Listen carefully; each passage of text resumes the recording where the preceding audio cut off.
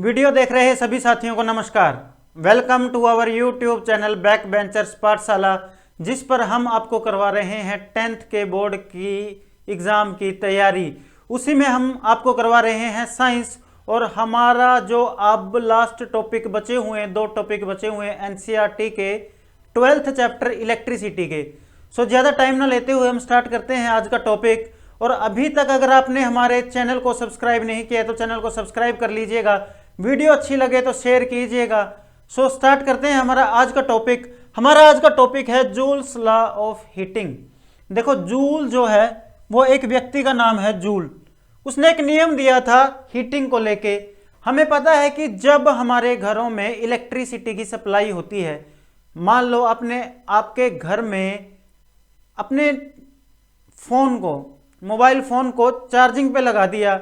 जब आपने उसको चार्जिंग पे लगाया तो आपने कुछ टाइम के बाद ये पाया होगा कि आपका फोन तो चार्ज हो गया, लेकिन फोन चार्ज होने के साथ साथ क्या हुआ, आपका जो फोन था उसका चार्जर का अडेप्टर था वो भी साथ ही साथ गर्म हो गया। क्या आपको उस अडेप्टर को गर्म करने की जरूरत थी? नहीं, हमें जरूरत थी कि जो इलेक्ट्रिसिटी आ रही है वो सिर्फ क्या करे, हमारे फोन को चार्ज कर दे। बट उसके बावजूद भी ये फिनोमेना जो अडेप्टर के गर्म होने वाला है, या फिर आपने देखा होगा जो घरों में इलेक्ट्रिसिटी की सप्लाई होती है जिन वायर से, वो काफ़ी दफ़ा गर्म हो जाती हैं। वो ऐसा क्यों होता है? वो ऐसा इसलिए होता है कि जो इलेक्ट्रिक एनर्जी होती है वो कन्वर्ट हो जाती है हीट एनर्जी में। तो वो हीट एनर्जी में जो जितनी इलेक्ट्रिक एनर्जी कन्वर्ट हो जाती है वही हमें हीट प्रोवाइड करवाती है। और वो हीट क्यों होती है जनरेट?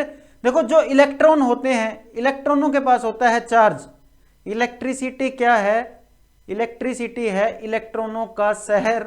और जब उस शहर में इलेक्ट्रॉन ऐसे मूव करते हैं, फ्लो करते हैं रैंडमली, तो वो एक दूसरे से टकराते हैं। जब वो टकराएंगे तो वो एक दूसरे को अपोज करेंगे, उनका विरोध करेंगे। जब वो एक दूसरे को अपोज करेंगे तो उसकी वजह से क्या होगा, हीट जनरेट होगी। तो उसी के बारे में जूल ने बताया था कि जो हीट है वो किन किन बातों पे डिपेंड करती है। इलेक्ट्रिक एनर्जी अगर हीट एनर्जी में कन्वर्ट हो रही है तो वो किन बातों पे डिपेंड करती है। इसका बताने का रीजन था क्योंकि ऐसा नहीं है कि अगर इलेक्ट्रिक एनर्जी हीट एनर्जी में कन्वर्ट हो रही है तो उसका हमें सिर्फ नुकसान ही नुकसान है। बिल्कुल नहीं, हमें इलेक्ट्रिक एनर्जी को हीट एनर्जी में कन्वर्ट करने की ज़रूरत भी पड़ती है। उससे हम काफ़ी कुछ काम भी लेते हैं। जैसे मान लो घरों में हम हीटर यूज़ करते हैं तो हमें हीटर को गर्म करने की ज़रूरत पड़ती है। घरों में प्रेस यूज़ करते हैं तो प्रेस को भी गर्म करने की ज़रूरत पड़ती है। तो ये सब चीज़ों, इन सब चीज़ों के बारे में जूल्स ने बताया। तो हमारे पास क्या है, एक सर्किट है। उस सर्किट में हमने बैटरी को कनेक्ट कर दिया है।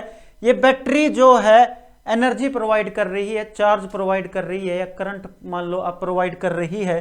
और इस बैटरी के इस टर्मिनल से लेके इस टर्मिनल तक जो पोटेंशियल डिफरेंस है वो V है। और इसी सर्किट में हमने एक रेजिस्टर लगा दिया है जिसका रेजिस्टेंस R है। और करंट को मेजर करने के लिए एमीटर लगा दिया है जो एम्पियर में रीडिंग नोट करता है, और इसको हम सीरीज में लगाते हैं।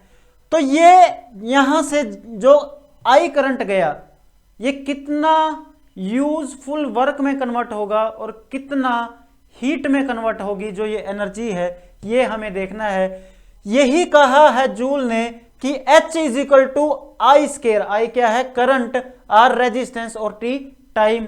हमें यही चीज प्रूव करनी है। इसके लिए हमें मदद चाहिए 2 फॉर्मूलों की। पहला जो हमने पढ़ाया था आपको, V is equal to IR, ये हमारे पास आया था ओम्स लॉ से। और उसके बाद शुरुआत में ही हमने पढ़ा था कि करंट क्या होता है।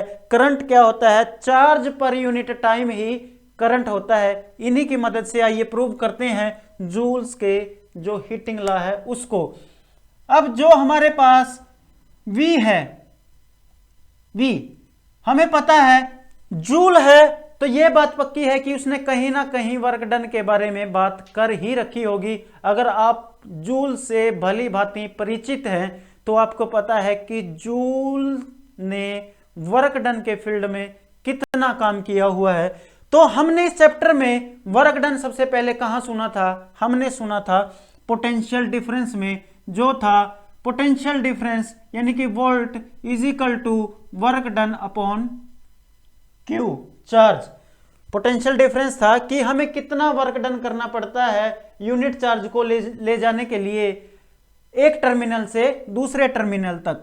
अब यहां से हम इसको क्रॉस मल्टीप्लाई करते हैं तो हमारे पास वर्क डन आ जाता है, वो है V क्यू।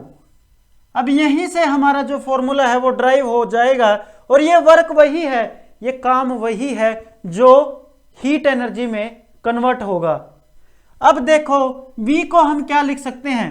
V को हमें यहां से V हमें पता है I R, तो यहां पे V की जगह पे मैं क्या लिख सकता हूं? I R। और Q की जगह पे मैं क्या लिख सकता हूं? जब मैं इसको क्रॉस मल्टीप्लाई कर देता हूं, इसको मैंने क्रॉस मल्टीप्लाई किया तो यहां से Q आ गया IT, ये मेरे पास आ गया। और यहीं पे मैं Q की वैल्यू पुट कर देता हूं, यहां से वो आ गया मेरे पास I और T, और ये वर्क डन। अब यहां से I को I से मल्टीप्लाई किया तो I स्क्वायर और into R into T time, और ये वर्क डन को मैं H लिख सकता हूं क्योंकि ये हीट वही है जो वर्क डन के कारण जनरेट हुई है। और ये हमारा joules law of heating effect prove हो गया। एग्जाम में हमें तीन ही बातें याद रखनी है कि जो हीट है वो डायरेक्टली प्रोपोर्शनल होती है करंट के स्क्वायर के, और जो हीट है वो डायरेक्टली प्रोपोर्शनल होती है रेजिस्टेंस जो इस रजिस्टर के अंदर है। और टाइम जितना टाइम के लिए हम करंट फ्लो करवा रहे हैं उसके इक्वल होती है, यानी कि जितना ज्यादा करंट उतनी ज्यादा हीट, जितना ज्यादा रेजिस्टेंस उतनी ज्यादा हीट, जितने ज्यादा टाइम के लिए चार्ज फ्लो करेगा उतनी ही ज्यादा हीट। यही जूल ने किया था। इसके बाद आपको पढ़ना होता है practical application of heating effect. Joules law के जो हीटिंग इफेक्ट दिया है, इलेक्ट्रिक एनर्जी जो हीट एनर्जी में कन्वर्ट होती है, उसका हम डेली रूटीन लाइफ में प्रैक्टिकल में कैसे यूज करते हैं वो आप खुद बुक में से पढ़ सकते हैं, उसमें समझाने लायक कुछ नहीं है। हीटर में यूज करते हैं, बल्ब में यूज होता है जब इलेक्ट्रिक एनर्जी हीट एनर्जी में कन्वर्ट हो जाती है। फिलामेंट गर्म हो जाता है जो टंगस्टन का होता है, जिसका टेम्परेचर 3380 डिग्री मेल्टिंग पॉइंट होता है, तो ऐसे मेल्टिंग पॉइंट, ये सब चीजें आप खुद पढ़ सकते हो। इसके बाद हम पढ़ेंगे नेक्स्ट टॉपिक जो है पावर।